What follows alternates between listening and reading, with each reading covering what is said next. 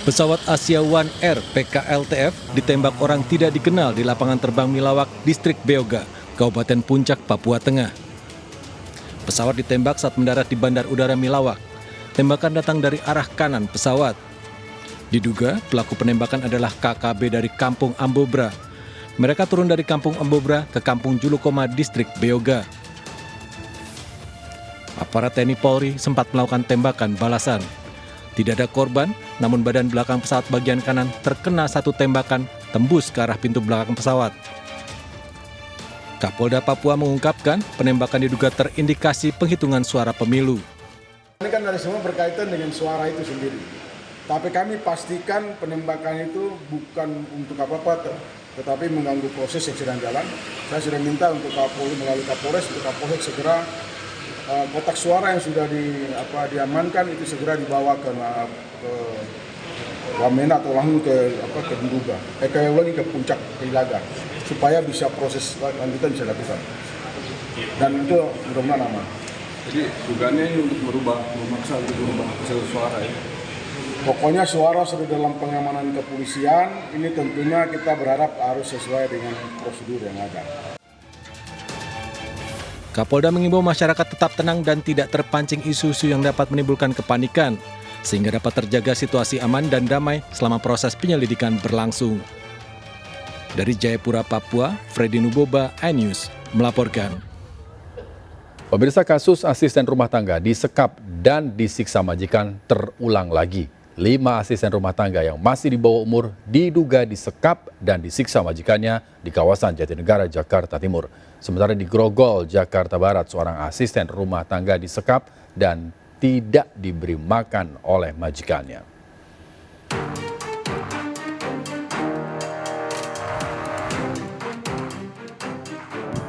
Iya, berapa hari tidak makan?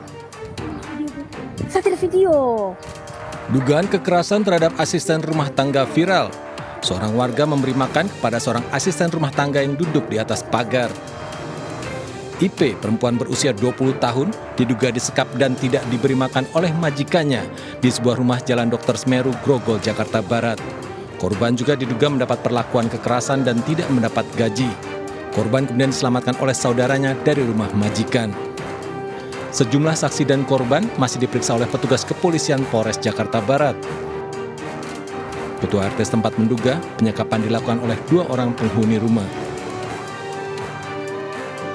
Saya kurang jelas, jadi Pak Hansip saya telepon saya, Bu, ini ada kasus di nomor 11 dengan masalah mbaknya yang katanya kelaparan, Ibu bisa datang ke lokasi. Nah, pas saya sampai ke lokasi sudah sangat ramai dan si mbak sedang makan di teras rumah tetangga seberangnya. Tahun itu? Kalau yang resminya saya tahu 2. Gitu. Suami istri saja? Bukan. Masih lajang, belum menikah. Masih lajang, cuma ada 2 orang. Iya. Dugaan kekerasan terhadap asisten rumah tangga juga terjadi di kawasan Jatinegara, Jakarta Timur. 5 orang asisten rumah tangga diduga disekap dan menjadi korban kekerasan majikan di sebuah rumah di kawasan Rawabunga, Jatinegara. 5 korban masih berusia di bawah umur. Melarikan diri dengan cara melompati pagar rumah.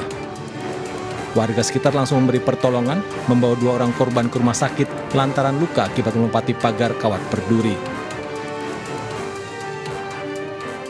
Kami naik tembok belakang, pagar nyusulin tembok samping, akhirnya bisa dibantu. Kalau sepengetahuan Ibu, selain disetrika, tindak kekerasan yang dialami mereka apa aja, Bu? Yang tadi yang mereka ceritakan cuma itu aja. Yang saya lihat pada saat kejadian mereka luka, tapi luka sendiri kan bukan karena si majikan, karena mereka masih berusaha melarikan diri dan mereka cedera, itu luka. Sama yang disetrika yang kecil, nah habis itu yang kecil dibilang saya suka dihukum, ya kalau misalnya melakukan kesalahan, saya dibetok. Diduga kelima ART mengalami siksaan mulai dari penganiayaan fisik, jam kerja melebihi batas, makan yang dibatasi, hingga tak diberi gaji sesuai yang dijanjikan. Pelaku dugaan penganiayaan diduga 1 orang tinggal bersama ibunya di rumah tersebut. Baik, untuk pengakuan anak korban yang bersangkutan itu tidak diberikan hal-hal yang layak lah. Contohnya yang bersangkutan suruh bekerja mijit tuannya itu sampai jam 5 pagi. Gitu. Jadi untuk makanannya sendiri juga dibatasin sehingga anak-anak ini ya kelihatan kurus pastinya. Ada siksaan fisik lainnya kayak diapakan? Nanti kami menunggu hasil daripada fair ya anak-anak itu ya. Nanti biarkan ahli yang menjelaskan. Unit Perlindungan Perempuan dan Anak Polrestabes Jakarta Timur telah mendatangi lokasi dan memberi garis polisi di sekeliling rumah. Polisi masih melakukan penyelidikan dan belum menetapkan tersangka. 5 korban ditempatkan di rumah aman guna mendapat perlindungan dan pendampingan. Dari Jakarta, Rio Manik, Miftahul Gani melaporkan. 2 rumah di Pondokopi, Durensawit, Jakarta Timur diteror orang tak dikenal. Pelaku membakar pagar dan bangku di teras serta meteran listrik rumah. Motif teror pembakaran ini belum diketahui. Anggota Polsek Durensawit, Jakarta Timur melakukan pemeriksaan di lokasi rumah warga yang diduga mengalami teror di Pondokopi, Durensawit, Jakarta Timur. 2 rumah diteror orang tidak dikenal dengan cara membakar pagar rumah Jumat dini hari. Polisi memeriksa pagar rumah yang dibakar dan mengumpulkan keterangan dari sejumlah warga. Warga mengaku melihat pagar dalam kondisi terbakar, langsung membangunkan pemilik rumah dan segera memadamkan api. Saya lagi duduk di dalam, terus pas kedengeran prepet, saya intip di ring door. Pas saya lihat lah api, tapi saya diam aja, api apa beneran sih enggak gitu. Keluar saya bawa segayung, saya guyur, malah tambah gede, saya gebrek-gebrek. Pak Haji saya bangunin, udah segitu aja. Pak Haji langsung keluar. Kejadiannya kapan Pak? Jam 12 lewatan lah. Semalam? Iya. Terus sebelumnya ada yang curiga nggak orang lewat? Enggak. Korban teror kedua terletak di RT yang berbeda, hanya berjarak sekitar 20 meter dari korban pertama. Rumah kedua diteror dengan cara membakar bangku di teras hingga menyambar ke meteran listrik rumah. Ya, saya nggak tahu, saya udah pada tidur. Begitu terbangun, saya ngeliat keluar udah ada api. Anak-anak saya keluar, langsung disiram-siramin. Terus warga juga ada sebagian yang datang, bantuin nyiram. Saya gedor juga rumah ini. Ada sebatas itu. Oh, tahu-tahu udah ada api terbakar ya? Udah ada api sampai gede banget, memang apinya gede. Di atas jam 12. Semalam? Sebelum peristiwa pembakaran, menurut warga sekitar tidak ada hal yang mencurigakan. Belum diketahui motif teror ini. Kasus dugaan teror pembakaran di 2 rumah warga ditangani Polsek Durensawit, Jakarta Timur. Dari Jakarta, Rio Manik, iNews melaporkan. Pemirsa, harga beras di sejumlah pasar tradisional di Jakarta naik drastis. Di Pasar Grogol, Jakarta Barat, harga beras medium naik Rp4.000 menembus menjadi Rp13.000 per liter. Akibatnya, para pedagang mengalami penurunan omset hingga 50%.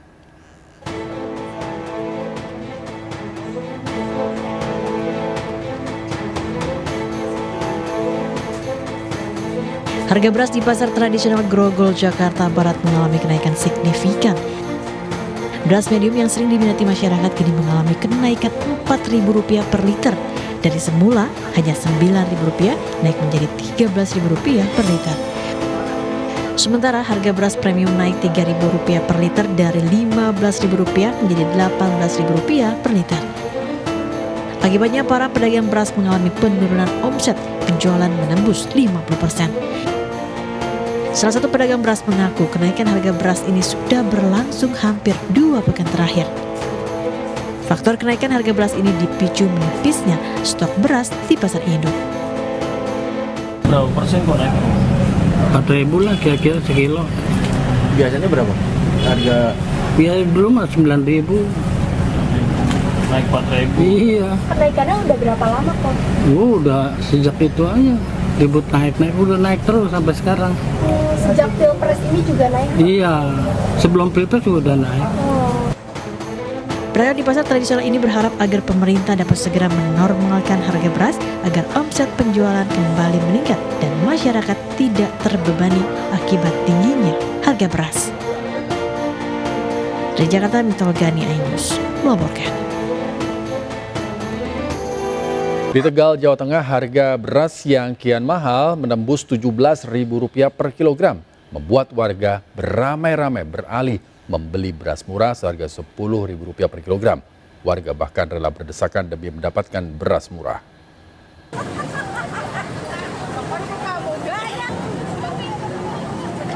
Puluhan mama ini berdesakan berebut antrean. Seorang IRT ini bahkan antre sambil menggendong balitanya demi mendapatkan beras murah di Pasar Kejambon, Kota Tegal, Jawa Tengah, Jumat siang. Tingginya harga beras membuat ratusan warga terpaksa membeli beras murah SPHP atau stabilisasi pasokan harga pasar yang dikeluarkan pemerintah melalui Bulog. Mahalnya harga beras di pasaran membuat masyarakat kalangan menengah ke bawah di Kota Tegal kian tercekik. Pasalnya harga beras normal medium naik menjadi Rp16.000 dari Rp14.000 per kilogram. Harga beras premium bahkan naik menembus Rp18.000 dari Rp17.000 per kilogram.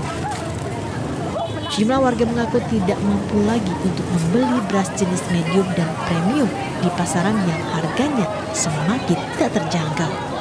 Terlebih beras merupakan kebutuhan primer sehari-hari. Bolok, biar bolok yang penting bisa dimakan untuk isi perut. Berapa harga per kilo? 54.500. Itu yang 5 kilogram ya? 5 kilo. Kalau beras biasa berapa Bu di pasaran? 16-17. Itu yang medium. Kapan akan turunnya beras? Kita itu warga kecil, bukan di atasan. Harga itu harus mencelet.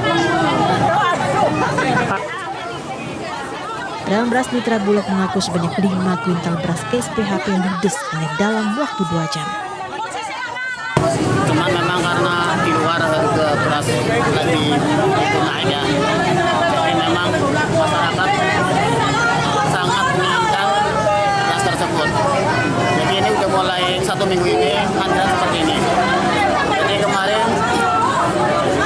di dropping 5 ton juga cuma 2 jam.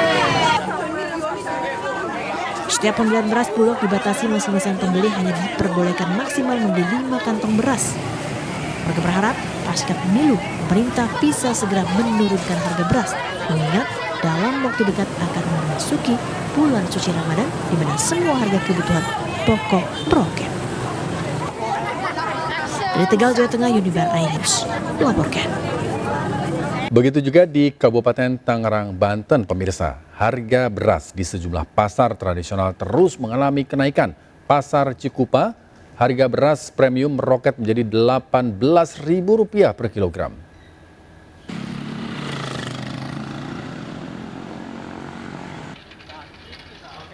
Harga berbagai jenis beras di sejumlah pasar tradisional di Kabupaten Tangerang, Banten juga terus mengalami kenaikan hingga Jumat siang. Salah satunya di pasar tradisional Cikupa, harga beras dengan kualitas premium kini menembus Rp18.000 per kilogram dari semula hanya Rp15.000 per kilogram. Intinya itu mau impor. Sedangkan harga beras kualitas medium naik menjadi Rp15.000 dari Rp12.000 per kilogram. Untuk beras kualitas rendah naik menjadi Rp12.000 dari sebelumnya Rp10.000 per kilogram. Pedagang mengaku kenaikan harga beras terjadi sejak awal Januari dan terus mengalami kenaikan secara bertahap sebesar Rp200 per kilogram. Tanya itu, kini bahkan pasokan beras terutama beras kualitas rendah sulit didapatkan. Diduga kenaikan beras akibat faktor cuaca dan kurangnya pasokan beras. Kenaikan beras ini apa sih Bang? Tahu cuacanya mau hujan terus kali ini ya. Nggak ada sih, susah, gabahnya kan sekarang mahal Bos. Ya. Untuk stok sendiri gimana Bang? Stok sendiri belum ada, ini juga susah nyarinya berasnya. Untuk omset sendiri gimana Bang? Omset mah tuh biasa aja sih Bos, kadang-kadang ya kalau lagi beras mahal mah omsetnya agak menurun lah. Berapa kan mahal orangnya yang jualannya nggak kejangkau, yang ngecer-ngecer itu nggak kejangkau belinya, jadi nggak bisa ngejual ya. Selain pedagang, tingginya harga beras juga membuat konsumen menjerit. Mereka terpaksa harus beralih ke beras kualitas rendah yang harganya lebih murah. Beratan banget ini beras. Coba kalau diturunin kayak gini terus. Mau beli yang 10.000 nggak ada. Adanya yang 12. Ya udah jelek banget. Biasanya Ibu beli yang berapa Bu? Atau biasanya beli yang 10.000 udah oke, bagus. Ya. Pedagang dan konsumen berharap pemerintah turun tangan mencarikan solusi agar harga beras kembali normal. Dari Kabupaten Tangerang, Banten, Aimarani, iNews melaporkan. Sementara itu pemirsa, di tengah kenaikan harga beras, pemerintah melalui Badan Pangan Nasional berencana akan membuka keran impor beras dari Thailand sebanyak 2 juta ton untuk menambal kebutuhan dalam negeri. Sekretaris Bappenas Sarwo Edi menuturkan tingginya harga beras dipicu tingginya harga ongkos produksi akibat dampak cuaca El Nino pada 2023 lalu. Kita berusaha untuk menstabilkan dan alhamdulillah kaitan dengan ketercukupan beras ini sekarang sudah cukup dan tetap kita memberikan bantuan di dalam 6 bulan terakhir ini kepada keluarga penerima manfaat yang jumlahnya lebih kurang 22 juta KPM. Jadi insya Allah aman. Kemudian air juga kurang gitu sehingga memang panennya itu berkurang. Sehingga ketika hasilnya berkurang otomatis harga naik gitu. Dan rencana dari Thailand. Berapa tuh besarannya Pak? Kalau rencananya kalau tahun kemarin 2,8 juta ton. Tahun ini rencananya 2 juta ton. Tapi kalau misalnya produksi dalam negeri cukup, berarti impor itu tidak jadi. Kira-kira seperti itu. Presiden Joko Widodo menyerahkan bantuan pangan beras kepada warga Cibitung, Kabupaten Bekasi. Selain membagikan bantuan, Presiden juga memeriksa stok beras di gudang Bulog Beras Cibitung.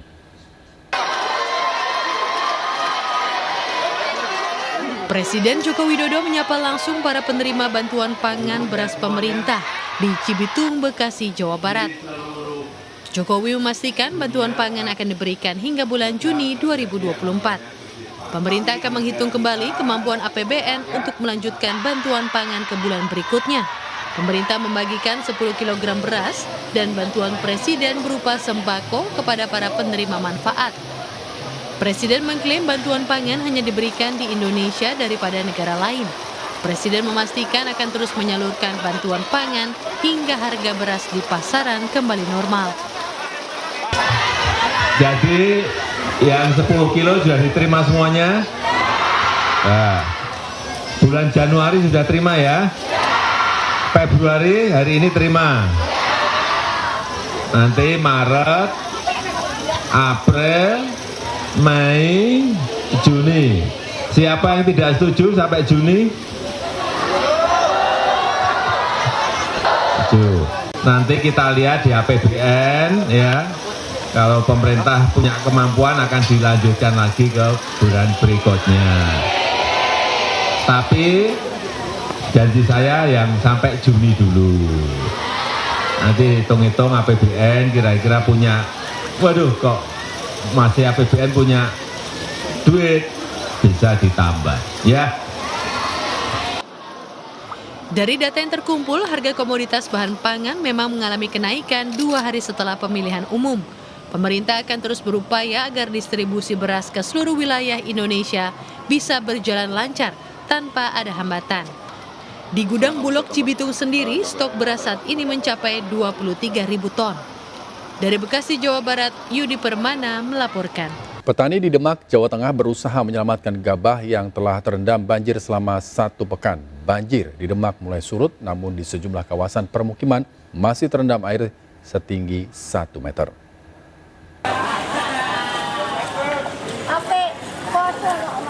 Warga nekat menerjang banjir untuk menyelamatkan gabah dari rumah yang terendam banjir di Desa Wonorejo, Kecamatan Karanganyar, Demak, Jawa Timur. Sujak Subadi bersama anak-anaknya mengangkut karung-karung berisi gabah dengan pelampung ban dalam truk. Gabah segera dijemur agar dapat diproses menjadi beras atau keperluan lain. Tak hanya Sujak Subadi, petani lain juga mulai menjemur gabah di Jalan Pantura yang masih ditutup. Namun akibat lama terendam banjir, gabah-gabah mengeluarkan bau menyengat mirip bau fermentasi minuman keras jenis arak. Ya dimangke di jereng nih Pak. Jereng ya dijemur ya. Dijemur nggih. Itu nanti kalau udah kering mau dibikin buat makan apa gimana, Bu? Ya nak sakit ya buat makan, nak enggak nggih pripun. Gitu buat pakai diseleb kok, Pak. Diseleb gitu ya. Masih bisa ya diseleb ya? Nggih, masih. Ini ya gabahnya bau ya, Bu ya? Nggih, bau, ada baunya niki. Apa busuk atau gimana kok bau? Ya paling ya anu Pak, remek mungkin lho Pak. Ban. Ada berapa sak di rumah Mbak? 12. 12 sak. Ini sudah bau semua ya Mbak? Ya udah basi itu dilihat. Ini rencana mau dijemur, mau buat apa Mbak? Ya ntar kalau bisa makan dimakan. Kalau nggak bisa ya udah gimana caranya gitu loh. Oh gitu Mbak. Hari udah Mbak? Mulai Kamis. Ribuan petani di Demak terdampak banjir. Hasil panen terendam banjir hingga terancam rusak. Lantaran arus banjir sangat deras, mereka tidak sempat menyelamatkan gabahnya sehingga terendam di rumah selama 1 minggu. Mereka berharap setelah gabah dijemur dan dislep tetap bisa dimakan, setidaknya dapat menjadi pakan ternak. Dari data pertanian Kabupaten Demak, dampak banjir telah merendam areal pertanian seluas 1.200 hektar. Rata-rata usia padi sudah mencapai 2 bulan. Meski banjir mulai surut, tinggi air di kawasan permukiman masih mencapai 1 meter atau setinggi pinggang orang dewasa. Dari Demak, Jawa Tengah, Sukma Wijaya, iNews melaporkan. Terima kasih Anda masih bersama kami. Pemirsa kecewa karena caleg di wilayah setempat kurang dukungan sekelompok warga menyerang sejumlah TPS saat proses penghitungan suara di Kabupaten Bima, Nusa Tenggara Barat. Massa bahkan membakar puluhan kotak surat suara di 4 desa di Kecamatan Parado.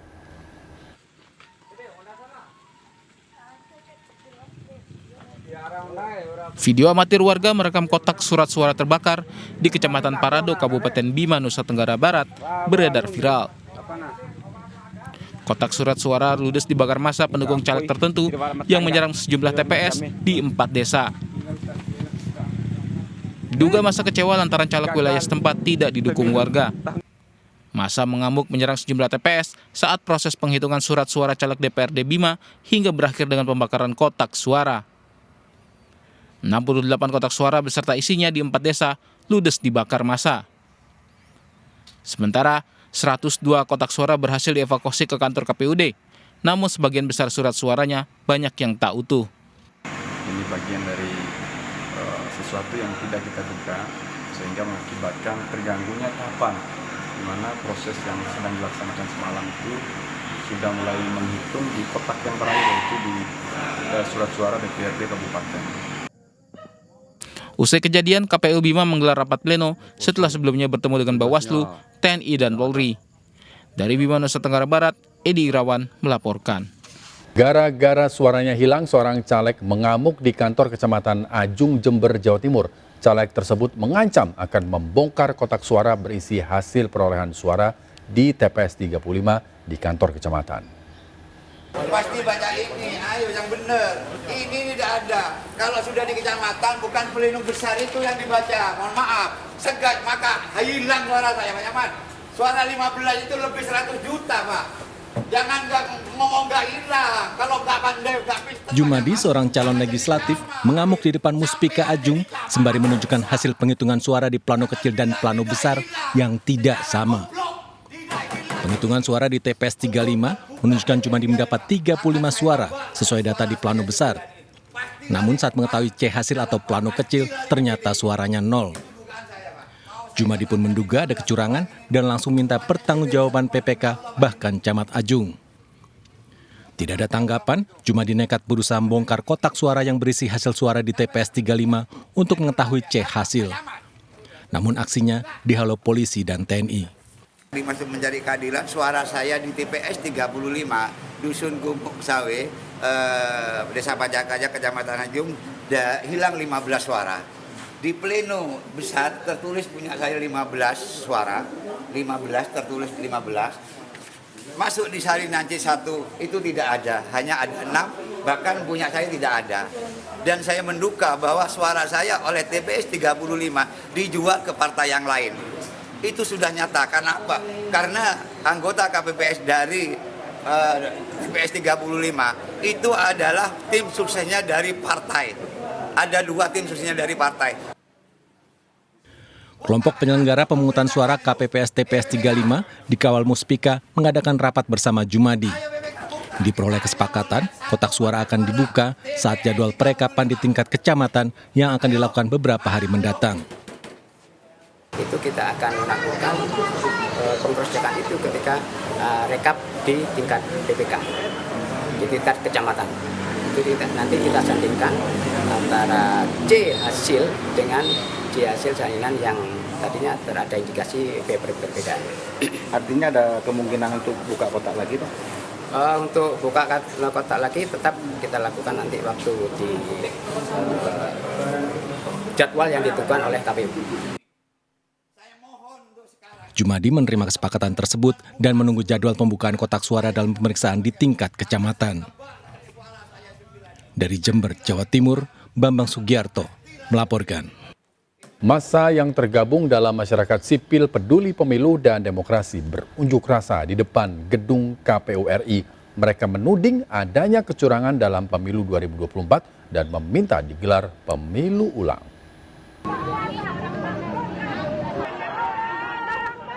Ratusan orang yang tergabung dalam masyarakat sipil peduli pemilu dan demokrasi menggelar unjuk rasa damai di depan gedung KPU RI.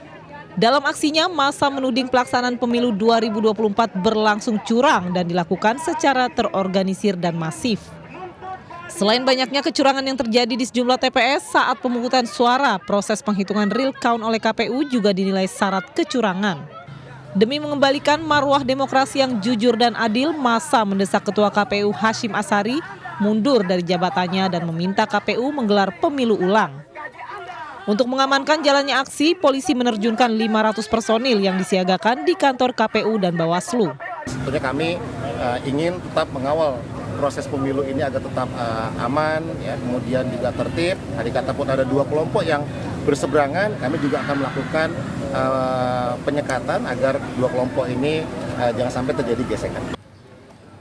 Aksi ini bertujuan guna menghasilkan pemilu yang jujur, adil, dan bisa dipertanggungjawabkan secara hukum dan sosial politik. Dari Jakarta, tim liputan melaporkan. Pemirsa, sejumlah petugas KPPS di berbagai daerah mengeluhkan kejanggalan sistem rekapitulasi atau Sirekap KPU.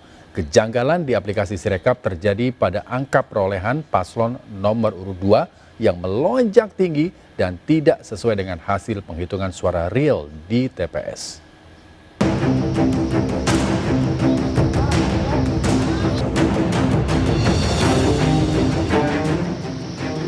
Ribuan petugas KPPS di berbagai daerah telah menyelesaikan penghitungan suara di TPS masing-masing.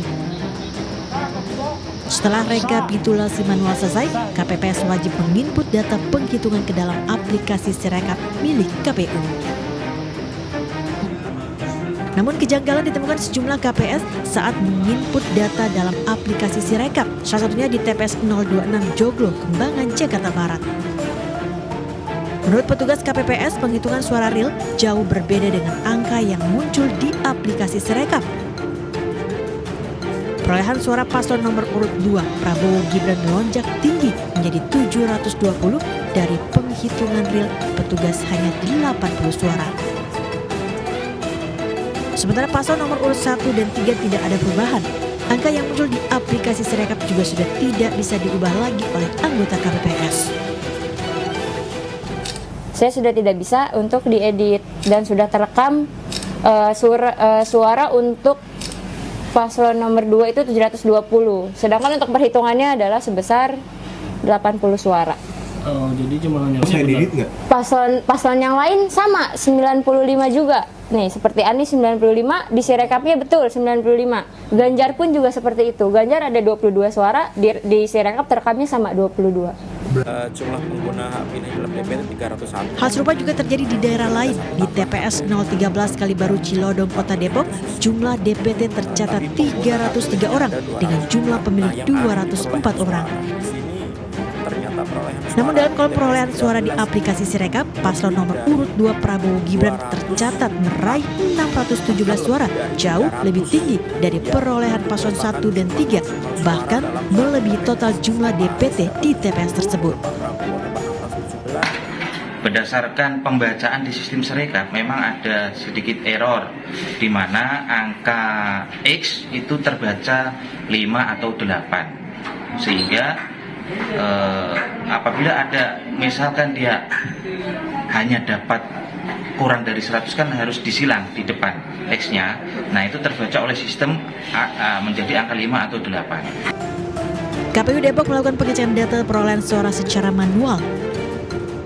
Ironisnya, kesalahan input data Sirekap KPU menguntungkan perolehan suara paslon Capres-Cawapres nomor urut 2. Diharapkan KPU bisa mempertanggungjawabkan penghitungan suara pemilu 2024 dengan jujur dan berkeadilan. Ini dimaksudkan bukan hanya demi demokrasi yang sehat, namun juga demi konstitusi Indonesia di mata dunia. Tim Liputan iNews melaporkan.